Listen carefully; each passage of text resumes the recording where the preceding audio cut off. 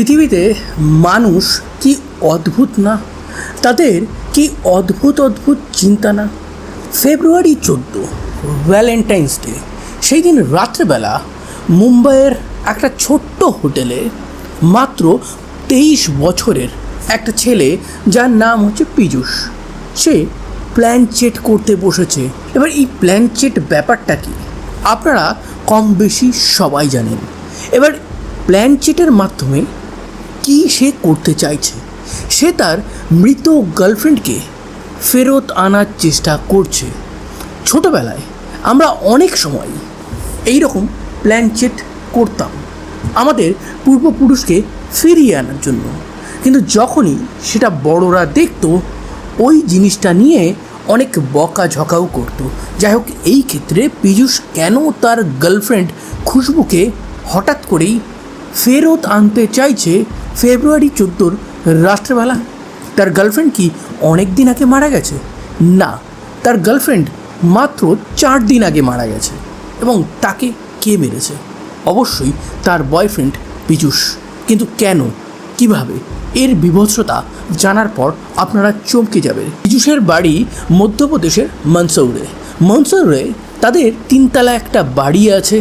বাবা মুদিখানার দোকান চালায়, মোটামুটি ভালোই দোকান চলে, এবং তাদের বাড়ির নিচে একটা দোকান ভাড়া দেওয়া আছে, সেখান থেকে তারা 7,000 টাকা ভাড়া পায়। পীযূষের একটা বড় দিদি এবং একটা ছোট বোন আছে। বড় দিদির আশীর্বাদ কয়েকদিন আগে হয়ে গেছিল। এইভাবেই পীযূষের জীবন ভালো চলছিল। 11-12 পড়াশুনো কমপ্লিট করার পর সে একটা লোকাল কলেজে অ্যাডমিশন নেয়। সেখানে গ্র্যাজুয়েশন কমপ্লিট করার পর তার মনে হয় তার ভালো কেরিয়ার করতে গেলে তাকে আরও বড় শহরে যেতে হবে। সে সোজা মধ্যপ্রদেশের ইন্দোর যাওয়ার জন্য তার ফ্যামিলিকে বলে সে পড়াশুনো করবে MBA নিয়ে। এই ড্রিম নিয়ে সে তার বাড়ি থেকে বেরোয় এবং ইন্দোরে একটা রুম রেন্ট নেয়। এই রুম রেন্টটা শেয়ারিং ছিল, কিন্তু 3-4 দিন যেতে না যেতেই ছন্দপতন হয়। সে তার বাবাকে ফোন করে বলে যে, বাবা, এখানে আমার সাথে যে ছেলেটা থাকে সে প্রচুর স্মোক করে, ড্রিঙ্ক করে, হুক্কা করে, আমি এই রকম কোনো এক পার্টনারের সাথে থাকতে পারবো না। তো তার বাবা তাকে বলে যে, তুমি কাউকে কিচ্ছু বলো না, তুমি চুপচাপ অন্য জায়গায় রেন্ট খোঁজো এবং ওখান থেকে বেরিয়ে আসো। তুমি যে অ্যাডভান্স টাকাটা দিয়েছো সেটা আমি ওই ছেলেকে ফোন করে টাকাটা সে যাতে রিটার্ন দিয়ে দেয় সেই কারণে রিকোয়েস্ট করব, আর যদি না দেয় তাহলে ছেড়ে দেবো। পীযূষের বাবা সেই ছেলেটাকে ফোন করে এবং সেই ছেলেটা এত নেশা করার পরেও সমস্ত কিছু মেনে সে পীযূষকে অ্যাডভান্স পেমেন্টের যে টাকাটা ছিল সেটা দিয়ে দেয়। পীযূষ ওখান থেকে বেরিয়ে ইন্দোরের অন্য একটা পাড়াতে চলে যায়। সেখানে একটা রেন্টেড হাউসে থাকতে শুরু করে। কলেজে পড়াশুনোর মধ্যেই তার এক ক্লাসমেটকে তার খুব ভালো লাগে, তার নাম হচ্ছে খুশবু। তো এই খুশবুর সাথে প্রথম তার নর্মাল কনভারসেশন হতো, তাদের মধ্যে একটা ভালো বন্ধুত্ব শুরু হয়ে যায়। কিন্তু এই আস্তে আস্তে বন্ধুত্বটাই প্রেমে রূপান্তরিত হয়। প্রেম হওয়ার আগে তাদের জীবনে আরও বেশ কিছু ঘটনা ঘটছিল। খুশবু পড়াশুনোতে খুব একটা ভালো ছিল না, কিন্তু পীযূষ তার থেকে বেটার ছিল। এই কারণে পীযূষ বেশিরভাগ সময় যত অ্যাসাইনমেন্ট কলেজ থেকে দিত খুশবুকে, সেগুলো সে করে দিত। তো প্রেম ভালো মতোই চলে। 6 মান্থ হয়ে যায় এই প্রেমের সম্পর্কে, তারা সেলিব্রেট করে। খুশবু এবার প্রত্যেকটা সময় এই পীযূষের সাথে কাটাতো, পীযূষের সাথে সে ঘুরতে যেত, পীযূষের যে রেন্টেড হাউস আছে সেখানেও সে যেত। এইভাবে দিন ভালো চলছিল। কিন্তু খুশবু সে একটা জিনিস দেখে যে তার বয়ফ্রেন্ড পীযূষ সে ভীষণই কনজারভেটিভ।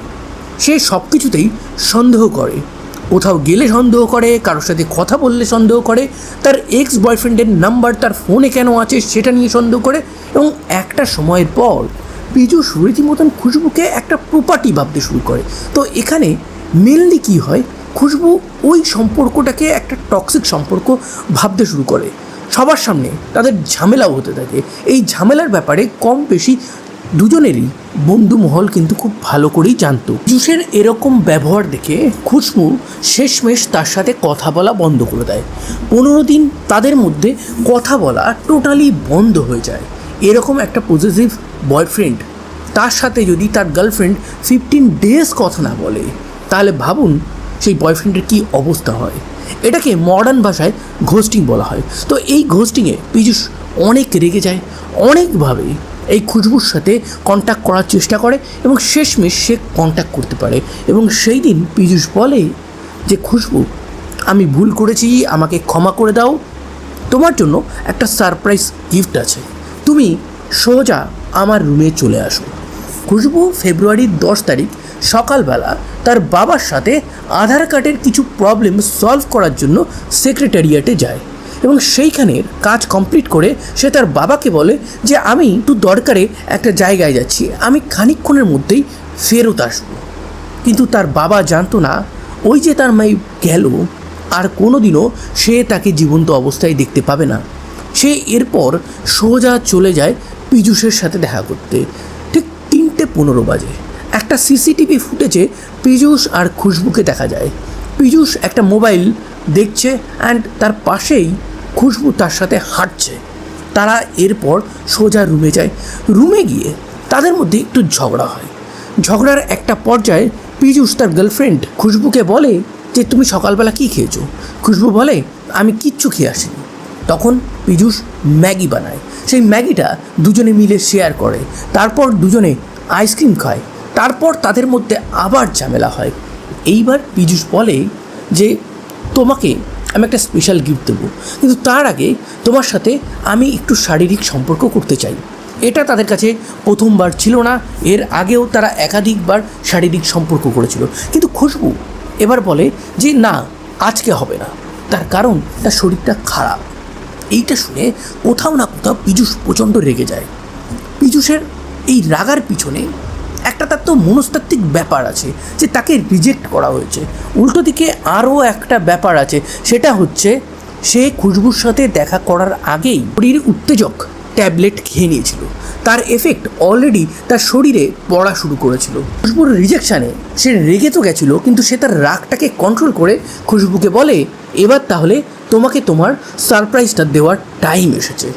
সে খুশবুর চোখ বাঁধে, হাত বাঁধার পর সে যখন পা বাঁধছে তখন খুশবু বুঝতে পারে যে কিছু তো একটা বাজে হতে চলেছে। সে পীযূষকে বলে যে তুমি আমার পা বাঁধছো কেন?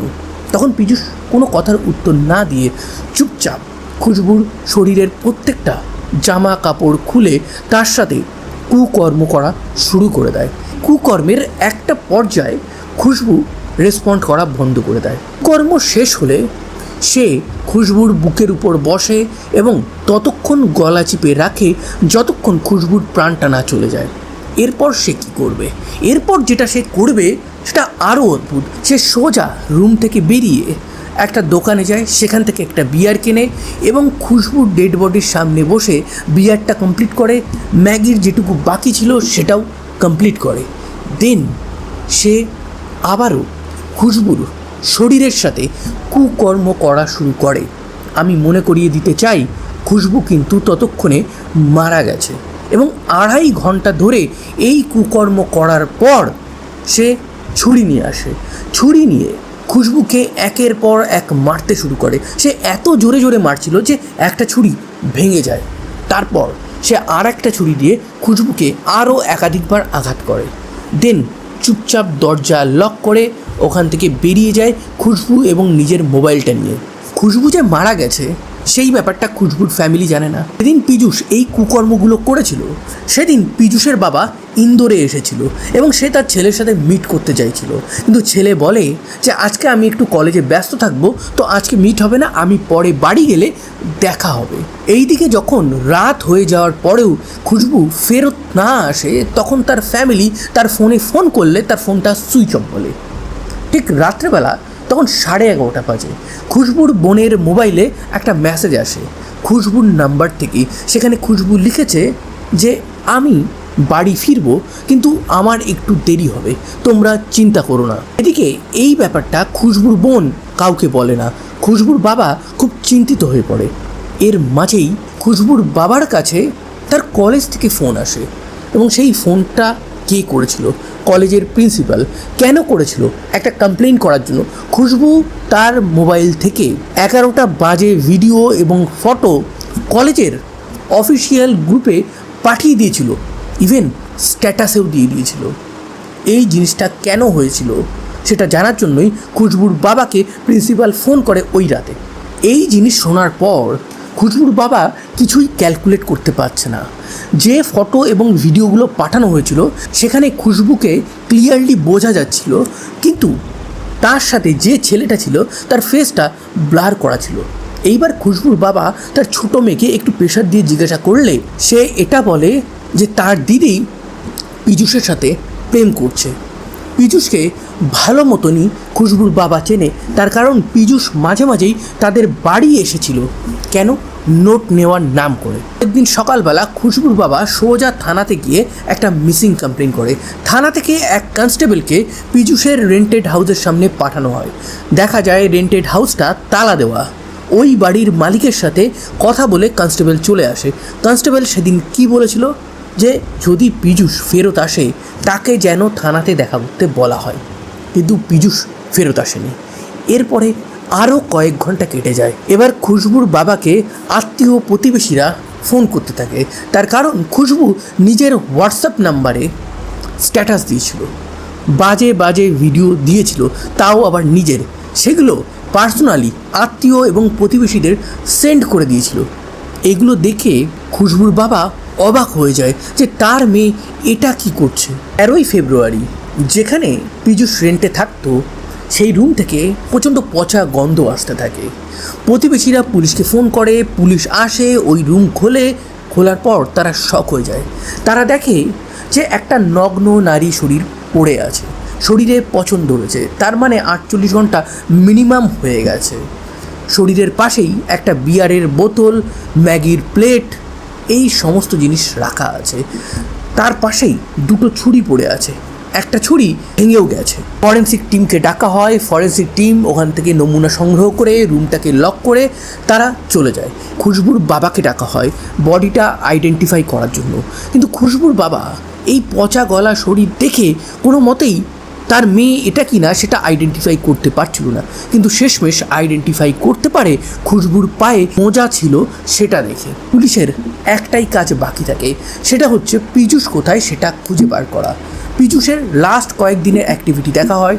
তার ফোন, খুশবুর ফোন দুটোকেই সার্ভিলেন্সে লাগিয়ে দেওয়া হয়। খুশবুর ফোন মাঝে মাঝেই পীযূষ অন করছিল এবং সেইখান থেকেই তার লোকেশনটা পাওয়া যায়। এবং মুম্বাইতে 15ই ফেব্রুয়ারি রাত্রেবেলা তাকে যখন পুলিশ ফাইনালি লোকেট করতে পারে, তাকে যখন সাদা ড্রেসে পুলিশ অ্যারেস্ট করতে যায়, পীযূষ ভাবে যে এরা মনে হয় ছেলে ধরা। সে থানার দিকে দৌড় লাগায়। শেষমেশ পুলিশের টিম তাকে অ্যারেস্ট করে নিয়ে আসে ইন্দোরে। পরের দিন সকালবেলা যখন নিউজ রিপোর্টাররা এই পীযূষকে জিজ্ঞাসা করে যে তুমি এরকম কেন করেছো, তখন সে বলে আরে হয়ে গেছে, ছাড়ো তো, পরে জেল থেকে বেরিয়ে এসে সমস্ত কিছু ক্লিয়ার করে বলবো। এই সাইকো পীযূষের এইটুকুই কর্মকাণ্ড ছিল না। সে ওই রাত্রেবেলা আর এক কয়েদির থেকে শুনেছিল যে সে কয়দিনের সাজা এই কেসের জন্য পেতে পারে। সে এটাও বলেছিল যে আমি কয়েকদিন জেলে থাকবো, তারপর তো আমি জেল থেকে বেরিয়ে আসবো। পীযূষকে যখন পুলিশ জিজ্ঞাসাবাদ করে তখন পীযূষ বলে যে আমি খুশবুকে মেরে সোজা একটা বাসে করে চলে যাই গোয়া থেকে চলে আসি মুম্বাই, এবং মুম্বাইতে একটা হোটেলে স্টে করে আমি আমার প্রিয়তমা খুশবুকে ফিরে পাওয়ার বা লাস্ট দেখার একটা চেষ্টা করেছিলাম। আমি প্ল্যান চেট করেছিলাম। পীযূষকে যখন অ্যারেস্ট করা হয় তখন তার ব্যাগ থেকে একটা লেটার পাওয়া যায় এবং সেই লেটারে সে লিখেছিল যে আমি খুশবুকে খুব ভালোবাসি, খুশবুও আমাকে খুব ভালোবাসে, আমাদের খুব একটা ভালো রিলেশন, কিন্তু সবাই আমাদেরকে হিংসা করতো, কলেজের বন্ধুরা হিংসা করতো, ফ্যামিলিকেও বলেছিলাম কিন্তু ফ্যামিলি মানেনি। এই ফ্যামিলি মানেনি এই ব্যাপারটা কি? পীযূষের ফ্যামিলি বা খুশবুর ফ্যামিলি এই প্রেমের ব্যাপারটা কি জানতো? অ্যাকচুয়ালি হয়েছিল কি, জানুয়ারি মাসে যখন ছুটিতে পীযূষ বাড়িতে গেছিল তখন পীযূষের মোবাইলে পীযূষ আর খুশবুর কিছু আপত্তিকর ফটো এবং ভিডিও পীযূষের বাবা দেখে ফেলেছিল। এইটা নিয়ে যখন পীযূষকে জিজ্ঞাসা করা হয় তখন পীযূষ সমস্ত ব্যাপারটা বলে দেয়।